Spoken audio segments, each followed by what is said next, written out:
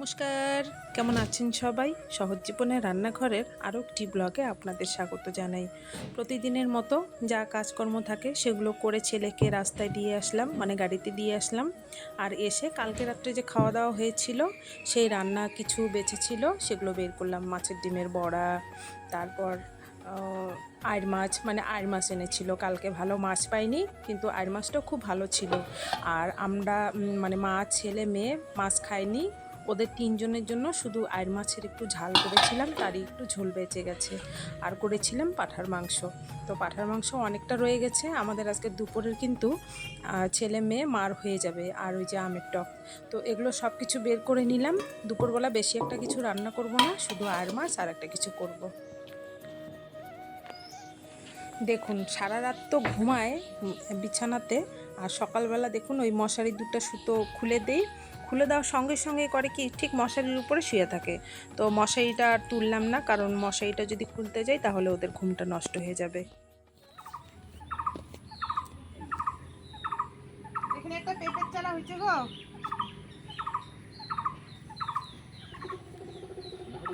হ্যাঁ, আমি গাছগুলো লাগাই দেই, তুমি বেগুনের গাছটা লাগাই দিও পরে। হ্যাঁ, কিনারে।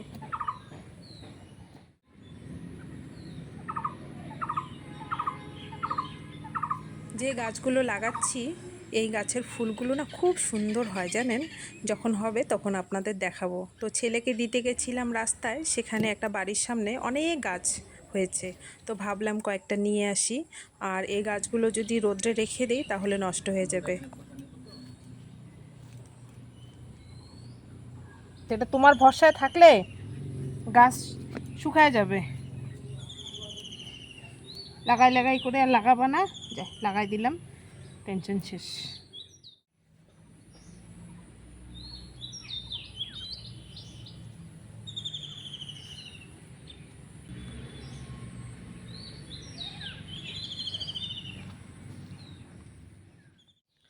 তো বন্ধুরা, আমি বাইরে আসলাম। বাইরে এসে আপনাদের সাথে আমি কিছু কথা বলবো, জানাবো। কারণ আমার জীবনে সবটুকুই তো আমি আস্তে আস্তে আপনাদের সব কিছুই বলছি। তো এটাও আমার বলা কর্তব্য আমি মনে করি। কারণ বাড়িতে মানে ঘরের ভিতরে এই কথাগুলো আমি বলতে পারবো না, বাইরে এসেই বলছি। তেমন কিছু না, মানে বলতে পারবো ঘরের ভিতরে, কিন্তু কি মানে এই কথাগুলো ভাবতে আর বলতে আমার এখনই কান্না পাচ্ছে। আমি তো আপনাদের এর আগের ব্লগে বলেছি যে মেয়ে উচ্চ মাধ্যমিক পাশ করেছে, তো এখন ও বাইরে গিয়ে পড়াশোনা করবে। তো সেটা ভাবতেই না আমার মানে চোখের জল বেরোয় আসছে। কালকে তো মেয়ে প্রচণ্ড কান্না করেছে, বলছে মা আমি মা বাবা ছাড়া কীভাবে থাকবো। ও যদি এখনই এরকম করে আমি কিভাবে কান্না ধরে রাখি বলুন তো। তো আমার কিচ্ছু ভাল লাগছে না, কাজকর্ম কিছুই ভাল লাগছে না।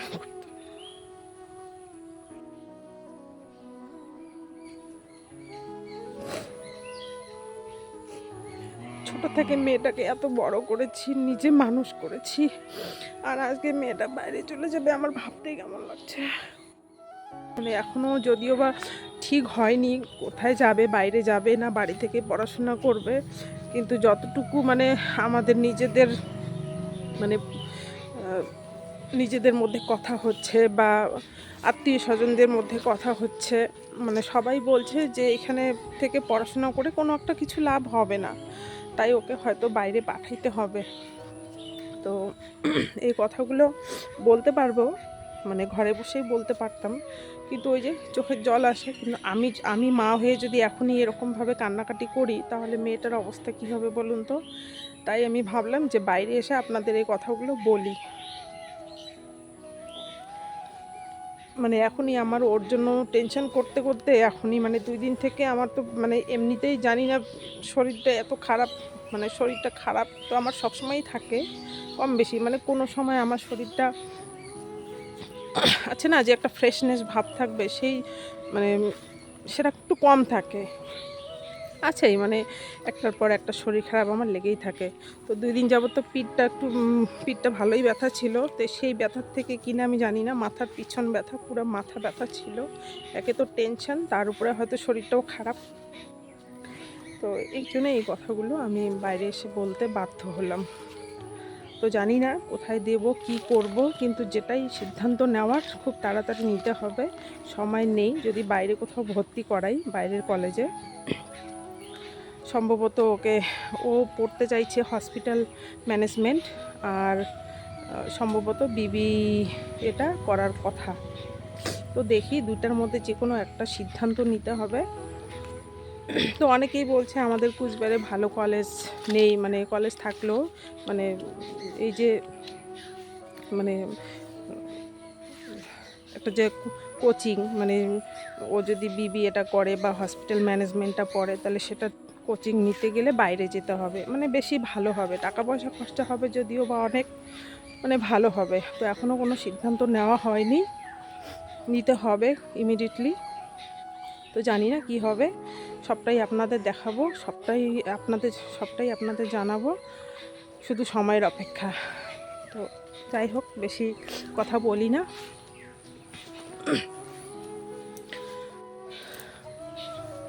আপনারা আমাকে প্লিজ একটু জানাবেন, মানে আমার কি করলে ভালো হয়, বা মেয়েটাকে কোন কলেজে দিলে, কোথায় দিলে ভালো হয়, আপনাদের যদি একটু জানা থাকে আমাকে প্লিজ আপনারা জানাবেন।